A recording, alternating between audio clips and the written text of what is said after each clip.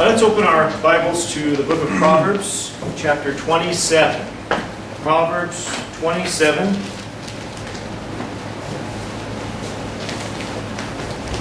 Proverbs 27, let's begin reading there in verse 11. My son, be wise and make my heart glad, that I may answer him that reproacheth me. A prudent man foreseeth the evil and hideth himself, but the simple pass on and are punished. Take his garment that is surety for a stranger, and take a pledge for him for a strange woman. He that blesseth his friend with a loud voice, rising early in the morning, it shall be counted a curse to him. A continual dropping in a very rainy day, and a contentious woman are alike. Whosoever hideth her, hideth the wind and the ointment of his right hand, which bewrayeth itself, or betrayeth is a contemporary spelling. Iron sharpeneth iron, so a man sharpeneth the countenance of his friend. Whoso keepeth the fig tree shall eat the fruit thereof, and he that waiteth on his master shall be honored. Verse 11 says, My son, be wise and make my heart glad, that I may answer him that reproacheth me. You want to pay attention to those places, especially in Proverbs, where Solomon calls your focus to very personal or very intimate admonition. He does this he writes this way in a couple of places. Go back to chapter 23, and there in verse 15, he said, My son, if thine heart be wise, my heart shall rejoice, even mine. And in chapter 22, he says in verse 17, Bow down thine ear and hear the words of the wise, and apply thine heart unto my knowledge. So you want to notice those places that call attention to personal and intimate admonitions is going to be something very important to learn, to glean from it. Here in our text, verse 11, when he says, My son, be wise and make my heart glad, that I may answer him that reproacheth me. Think about Job. Job, the Bible says, was upright and a perfect man, one that feared God, and Satan came to contend with God. And God said, Have you considered my servant Job? And Satan had all kinds of reasons and why Job was faithful to God. And if he can, he wants to accuse, the Bible calls him the accuser of the brethren in the New Testament, so that he wants to undermine God's work by, as strange as it seems, by offering up to God little exceptions, little carnal conduct, some worldly sin or carnal sin thing that you've engaged in that is totally not keeping with the person of Jesus Christ, and offer up to God, and like I say, it's strange to think that he would even presume to do it, but offer to God some reason why you and I cannot possibly be saved. How can you save him, or how can you save her, or let them into heaven when they do these things, when everybody sees them doing that thing, and they shame your holiness? If you have holiness, they bring shame and reproach to it. And God says, verse 11, My son, be wise and make my heart glad, that I may answer him that reproacheth me. So God's interested in you, giving him plenty of reasons to justify himself, to justify his work, when Satan tries to say, you have a strange way of saving men, you have a strange way of loving men, when they turn around and betray you, when they turn around and disobey, when they're rebellious, when they're carnal, when they're sinners and wicked of every sort. And yet God still believes in the saint, in his ability to be fruitful and to bear fruit for Jesus' sake. And that's what he's getting at. He wants the Christian to be able to do that. And there are little tribulation references scattered throughout this passage of the Bible, in this passage of the chapter. Verse 13 mentions the strange woman. That's certainly going to match the woman we read about in Revelation 17, the great whore, the harlot church, or as she's called, the mother of harlots and abominations of the earth, the one that flattereth with her words and her speech. Look back at chapter 7, Proverbs 7. And notice there, starting at verse 1, My son, keep my words, and lay up my commandments with thee. Keep my commandments and live, my law as the apple of thine eye. Bind them upon thy fingers, write them upon the table of thine heart. Say unto wisdom, Thou art my sister, and call understanding thy kinswoman, that they, that is, wisdom and understanding and God's commandments and law, that they may keep thee from the strange woman, from the stranger which flattereth with her words. You know, if someone's reading the Bible and they're familiar with the Bible and they understand anything about rightly dividing the word of truth, they're not going to be sucked in or talked into joining the Roman Catholic Church. They'll see that and say that doesn't match the church in the New Testament at all. The Christians, the simple believers I read about in the book of Acts, that doesn't sound like Roman Catholicism in any way, shape, or form. And the gospel of Jesus Christ, that a sinner must come to Him needing forgiveness, admitting his guilt, and confessing his guilt to God, and casting it all upon God and asking for God's mercy and grace and saving compassion. God would forgive him and write his name in heaven apart from anything he can do to earn it, but simply trust in what Christ has already done. When someone is familiar with that, then you can spot the phoniness in Roman Catholicism or any false gospel as soon as you hear it, because you're not going to be led astray. You've already inclined your ear to wisdom, to the words of God's law, and so on. But back to our text here. The day of calamity, which is mentioned up in verse 10, is certainly going to be the day of tribulation, the time of Jacob's trouble. Jeremiah 30 verse 7 calls it. And that's certainly going to match Revelation chapter 6 through 19 and what we read at the end of the Bible about the Great Tribulation. In fact, come forward and look at Revelation 6. I'm going to have you turn to a few places as we go. To Revelation 6, and notice what they're saying during the tribulation. Start there at verse 15. Revelation 6, begin at verse 15. And the kings of the earth, and the great men, and the rich men, and the chief captains, and the mighty men, and every bondman, and every free man, hid themselves in the dens and in the rocks of the mountains, and said to the mountains and rocks, Fall on us, and hide us from the face of him that sitteth on the throne, and from the wrath of the Lamb. For the great day of his wrath is come, and who shall be able to stand? And that's exactly the description of the day of calamity. The evil that the prudent man foresees, back in our text in verse 12, is going to be the evil of Daniel's 70th week. In Matthew chapter 24, there about verse 15, Jesus said, When ye therefore shall see the abomination of desolation, spoken of by Daniel the prophet, stand in the holy place, whoso readeth, let him understand. Then let them which be in Judea flee into the mountains. Let him which is on the housetop not come down to take anything out of his house. Neither let him which is in the field return back to take his clothes. That's going to be the evil when that day comes. The fig tree, which is mentioned down in verse 18 of our text, is the same one that Jesus mentions in Matthew 24. He says, verse 32, Now learn a parable of the fig tree. When his branch is yet tender and putteth forth leaves, ye know that summer is nigh. Trees are pictures of kings, and they're pictures of kingdoms in the Scriptures. Judges 9 and Daniel chapter 4, the vision of Nebuchadnezzar like a great tree, and other places. And the fig tree specifically is identified with the nation of Israel in particular. Hosea 2, Amos chapter 4, Micah chapter 4, and a few other places.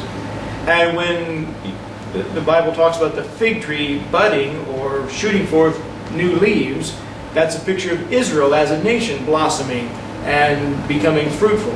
And we've been watching that over the last 70 years as the nation of Israel has been established and is prospering like no other country in that part of the earth. The phenomenon of the modern state of Israel is just a modern miracle. It really is. Something that was arid and dry in a wasteland that had been let go to rot by the Arabs for centuries, is now the most productive part of that part of the world. And they say you can. I was listening to Michael Medved, the radio. I like his politics. I like his show. He's a very conservative Jew. And he said one of his trips to Israel, you can go literally stand on the mountaintops and you can look off into the distance to Lebanon, and so when you can see where the land of Israel stops, because that's where the green stops. The grass, the trees, the foliage, the vegetation, when it stops, that's the boundary of Israel. The Arab nations haven't had enough brains to cultivate their own land. Undoubtedly, the same principles of planting seedlings and green trees would attract rainfall just like it did for Israel. That's probably part of scientific certainty. But they had absolutely no interest or desire or drive to do it. All they do is sit there in their jealousy and their envy and their rage at Israel for having done so. Let's talk about a strange thing. As I've commented before, their clothing styles haven't changed in 500 years. Their ideas of culture and society and civilization and government and politics and reform of government, those things are barbaric as well. But back to our chapter, the fig tree is a picture of Israel. And when you see a picture, it's a picture of the nation of Israel before, during, and after the tribulation. In Matthew chapter 25, I'm going to ask you to go back over there. Matthew 25. Start there at verse 31. When the Son of Man shall come in his glory, and all the holy angels with him, then shall he sit upon the throne of his glory. And before him shall be gathered all nations, and he shall separate them one from another as a shepherd divideth his sheep from the goats. He shall set the sheep on his right hand, but the goats on the left. Jesus describes the tribulation in chapter 24. And then here in chapter 25, he describes what's going to happen immediately after that, when he comes back and sits on a throne of glory. And he begins to judge men, and look down there at verse 40. The king shall answer and say unto them, Verily I say unto you, inasmuch as ye have done it unto one of the least of these, my brethren, ye have done it unto me. And so the tribulation, we emphasize as the greatest time of Israel's persecution and trial, and anyone helping them during that time will be the test, one of those things that sorts out the sheep from the goats when Christ comes back as a judge at the end of the tribulation. Let's continue back in our text. Verse 12 says, A prudent man foreseeth the evil and hideth himself, but the simple pass on and are punished.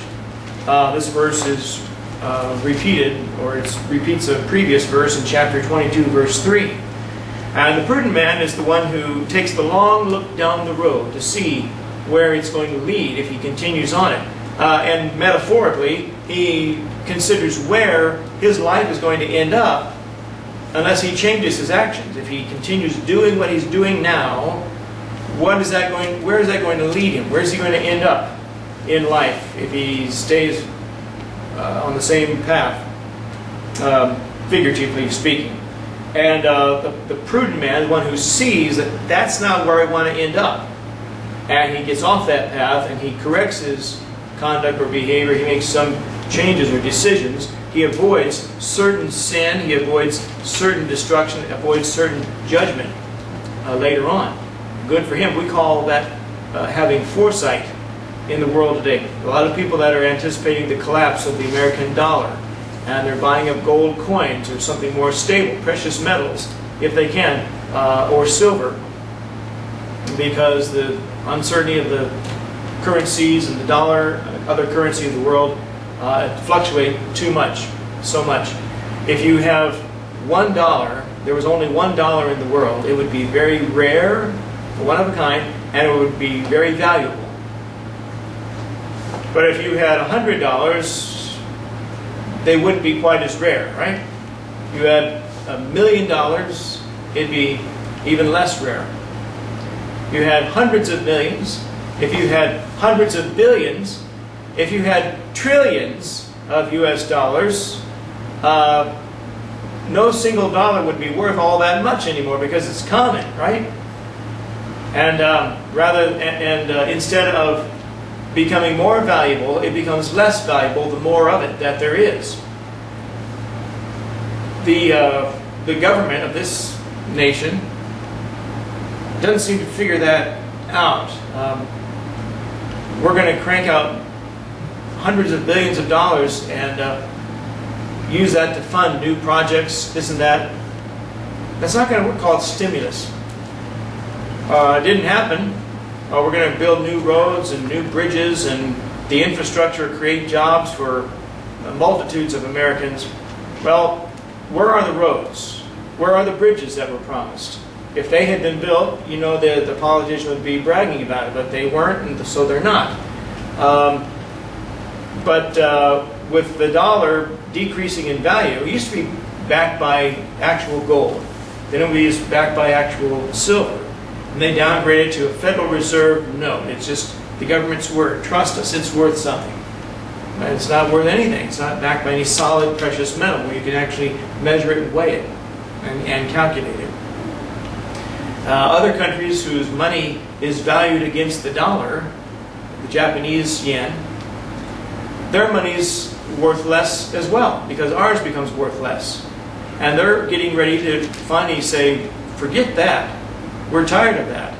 You know, you Americans, you have a good currency, you've got a good system, but you keep printing out more money and it becomes worth less and less and less and less the more you print. Or the more you borrow and spend, you don't keep your spending under control. And ours becomes worth less because it's valued against your dollar. And so they're all about to exchange the dollar for some other common currency. And there are people that have foreseen this and they're trying to buy up as much gold. You can't turn the radio on without hearing commercials for gold coins or silver coins and invest in gold. You have to have a certain amount of cash to buy gold. Not everybody has the cash to even do that. But those that do foresee that eventually the paper money is not going to be worth anything. But eventually gold and silver won't be worth anything either. And no one will be able to buy or sell in the tribulation except the man that has the mark of the beast on his right hand or in his forehead. And I said this in our earlier Sunday school. I have no doubt that there will still be coins and some form of cash necessary because there's probably going to be vending machines and things that take coins, you know, on the spot for a while to come. Small amounts of money, small purchases like that. So that'll probably still be around. But when it comes to making some major purchase or buying a car, buying a house, you won't be able to. Going down to the store to buy a week's supply of groceries, you won't be able if you don't have the mark. If you're not showing your loyalty to the government system at the time. And people who have seen this, there have been people stockpiling weapons, stockpiling ammo, stockpiling food and water and generators in their basement, their bunker for decades, knowing that times are going to get worse and they're trying to prepare for when it all caves in on them. They don't know exactly when. There's a guy, one of my neighbors who died about 3 years ago now. But every time I'd see him out in his front yard, he'd want to talk about guns and ammo. He'd want to talk about the collapse of American government. He'd want to talk about, and of course this man made it his business to know which of his neighbors on our street is armed and what do they have, how much ammo do they have. And he was always telling me about how much ammo he's got and where it's buried in his backyard, etc. and so forth. And when he died, I wanted to go talk to his wife and say, you know, can I take a look at some of that ammo? It might be something I can use. But I haven't got that far with it. I don't know what's going to become of it. But this is all the guy lived for, and he was always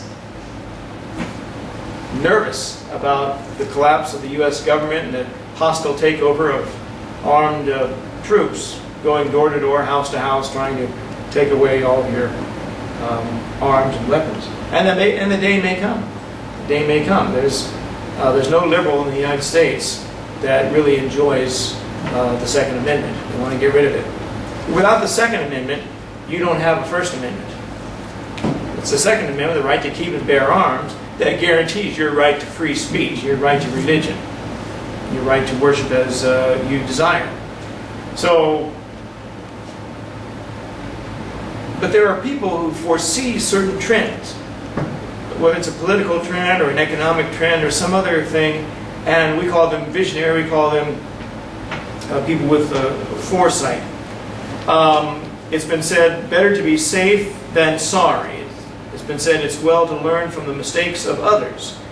The best preparation for tomorrow is to do what you ought to do today. And in life, as in chess, foresight wins. You anticipate the other guy's move 3 or 4 moves away. If he moves here, then you're going to move there. If he does this, you're going to do that. Of course, he's thinking the same thing about you. And I'm not a chess player, but I understand the basic concepts of it. Verse 13 in our text says, take his garment that is surety for a stranger, and take a pledge of him for a strange woman. That's a warning against obligating yourself to somebody else's debt. The same exact verse is worded back in chapter 20, verse 16. That's against obligating yourself to a debt that you later regret. Co-signing for someone's car loan or co-signing for someone's mortgage, and then you get stuck with it. You don't want to do that. You don't want to do that. And a pledge for a strange woman would be like doing business with a streetwalker, a prostitute, much as Judah and his daughter-in-law Tamar back in Genesis 38. She dresses up like a harlot. In those days they wore a veil and covered their faces, so their, I guess the sexual actions was fairly anonymous. I suppose that's the way they wanted it to be. And he pledges her one of the kids out of his flock, a goat. But before that time, he leaves his signet bracelet, his identification band with his family name on it, and his staff with her. And then he sends a servant back to take the kid, the goat, to her as final payment and get his things back. And when he goes back, when the servant goes, she's nowhere to be found. And so that's the kind of thing that can quickly spiral out of control. And a guy who gets himself obligated to that is asking for trouble. What does he say? How does he say it in verse 13? A pledge of him for a strange woman. That'd be, I don't have my wallet, but I'll leave you my driver's license. Or I don't have cash, but I'll leave you my driver's license. And I'll come back here in an hour and give you the money that you told me. And you go back there, and she's changed the rules. I want more money this time. Or I want you to buy me dinner. I want you to buy me clothes or some such thing. Or she's not to be found anywhere at all. You need that driver's license back. And that thing could really spiral out of control for someone, just like it did for Judah and his daughter-in-law Tamar. But verse 14. Verse 14, he that blesseth his friend with a loud voice rising early in the morning, it shall be counted a curse to him. That one's self-explanatory. I go to work and some guy comes in first thing in the morning, hey, how's it going, everybody? You should want to say, shut up, I haven't had coffee yet, or I'm barely half awake yet. And that's what he's getting at. And I work with a guy, I get to work 7:45, and hey, Mike, how's it going? How's the kids at home? How's your daughter that plays the piano? How's your daughter that plays the violin? What's your son doing these days? What's your wife doing these days? And, he doesn't care. And first thing in the morning, he's just going on and on and on, and you want to say, just shut up for a little while. Can't you wait until break time before you start making this chit-chat that's insincere? and no matter, but he says in verse 14, he that blesseth his friend, some false sense of piety, some false sense of spirituality. I'm praying for you when you're not praying for them. You haven't remembered to. They haven't even come to your mind, but you say those things to give the false appearance of holiness and spirituality. When the truth is, everybody knows you're just lying. Rather than making friends, you're driving them away, and nobody wants to get along with you. The general drift is artificial piety is no way to start the day. When Samuel came to Saul and he had been told to slay all the Amalekites, Saul said, "I have performed the vows and done all the Lord asked me." And Samuel says, "What's the bleating of these sheep I hear? And God told you to kill everything, not to just slay some of the beasts or slay some of the people and make servants out of some and then keep some of the animals for sacrifice. God said wipe them all out." And but he wanted to make it out like he had fulfilled everything he had been told to do. And of course that was untrue. Verse 15 in our text today says, "A continual dropping in a very rainy day and a contentious woman are alike." Back in chapter 19, verse 13 said, "A foolish son is the calamity of his father, and the contentions of a wife are a continual dropping." Our word drip, to call somebody a real drip, is applied to this kind of person. Someone whose voice, someone whose noise, someone whose whole demeanor and personality grate on you and grate on everybody else because they're unhappy, they're miserable, they complain, they groan, they murmur, they bellyache, and they can never be happy, never be satisfied. There's a man who's henpecked by his wife, and he opens the window and says to his friend outside, "That wasn't the sonic boom you heard, that was my wife calling me back in to wash the dishes." And somebody that's just ordered around and told what to do. I used to work for a man, his wife also ran the business with him, but she had a grating sounding voice, and she was always putting her nose into the company business where it really wasn't necessary, and complaining to the boss about anything she thought us employees had done that was wrong or incorrect. And his name was Harvey. If you can imagine someone named Harvey being followed around and that shrill voice of his wife yelling out complaint, "Harvey!" You know, it was just all the time. "Harvey, so-and-so said this to me. Harvey, we need to do this or take this over there. Harvey, Mike said this." You know, and in my mind, I went, "Shut up, lady. Just shut up." And the guy was henpecked. The guy was he would just put up with it. But then she died. And sometime later, he got remarried. And his second marriage, I mean, he'd had children, grandchildren with that first wife, but she's gone. He's remarried. And I mean, he was already senior citizen age, I guess, technically. But he's like a new man. Married a new wife like a new man. A new lease on life, a new spring in his step. He was a happy. And then 10 years later, he's still honeymooning with that new wife. He bought him a second home up in the mountains, and he's just having the time of his life. What a burden had been lifted off his shoulders. And it's, nobody wants to be married to someone like that. And likewise, I suppose to be fair, no wife would want to be married to a husband that critiques and criticizes everything she does. But the stereotype usually doesn't go that way. And usually it's the wife who nitpicks and complains. She expects the worst and then makes the worst of it when it happens. But look at verse 16 in our text today. It says, "Whosoever hideth her," the woman in question, "hideth the wind and the ointment of his right hand, which bewrayeth itself." That is Old English for betrayeth, old spelling. You can't collect the wind in your hand. You can't collect the ointment or the perfume once the fragrance is wafted into the air. Nor can you hide the demeanor, the character, the complaining disposition of a wife like that. Everybody knows it.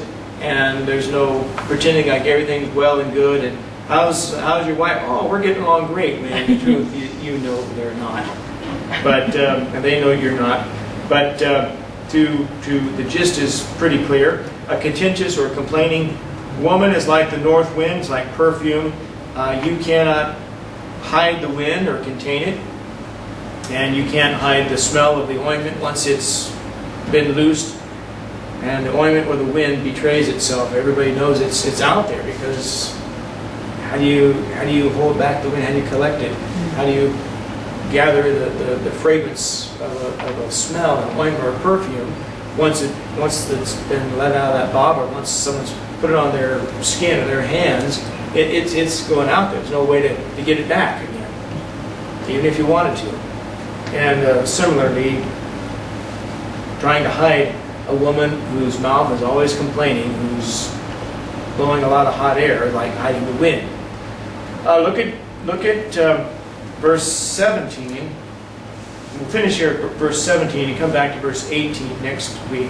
But verse 17 said, "Iron sharpeneth iron, so a man sharpeneth the countenance of his friend."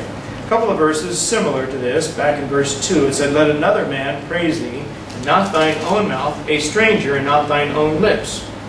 Verse 19, "As in water face answereth to face, so the heart of man to man," as you see your reflection in the calm water. And verse 21, "As the fining pot for silver and the furnace for gold, so is a man to his praise." That is, a compliment can build you up, make you better than you were before. And likewise, your compliment to a friend can encourage and make them better than they were before. And iron sharpeneth iron. You need someone who can be honest with you and critique you and make observations about you that you're willing to take and take to heart and say, you know, I don't trust very many people to tell me the truth, but I trust you. And if you say it, I'll believe it, and maybe I can make a better adjustment from there. And likewise, you to them. And everyone's a product of everybody else they've ever met. And you pick up little phrases, you pick up little sayings that somebody at work uttered, and sometime down the road you're in a similar setting, and all of a sudden that one-liner that person said seems to fit. You spit it out, and you realize, you know what? I didn't realize I had picked that up from somebody else, but you do. And I still catch myself, and it could be a gesture, it could be a look or mannerism that somebody did years ago in school, some friend of yours, somebody at work, somebody you met along the way. And little things they say stick with you. This isn't really an exact example of that. I was working for a funeral home when I was living in Pensacola. And we had a guy come, a man we were burying, and he wasn't very old. He had a brother who wasn't terribly old either. He comes driving into the parking lots, you know, burning rubber and just angry at the world. And he pulls into the parking lot. There was a man at the service who was standing out front by me, and I was kind of directing cars into the lot. And he said, you know, that guy there, he's meaner than a junkyard dog. He's got the same sickness that his brother died from, and he's just angry at the world. He says, I guess it takes all kinds to make the world go round. I'm glad I'm not one of them. Think about that. Everybody's one of them. I think I know what he tried to say. He wasn't like that guy, but everybody's one of them. But when he said, I'm glad I'm not one of them. And I've found myself repeating that just to get a laugh from people at work. You know, that was 20 years ago when I heard this guy say that. And but so everyone's influenced and affected by other people. Iron sharpeneth iron, just as two blades or hammer. You hammer the hot metal out to make it take shape, and rub two pieces together to sharpen each blade. So the kind of camaraderie you have with a friend sharpens your countenance and you theirs. Let's stop right there, and we'll come back to verse 18, God willing, next week.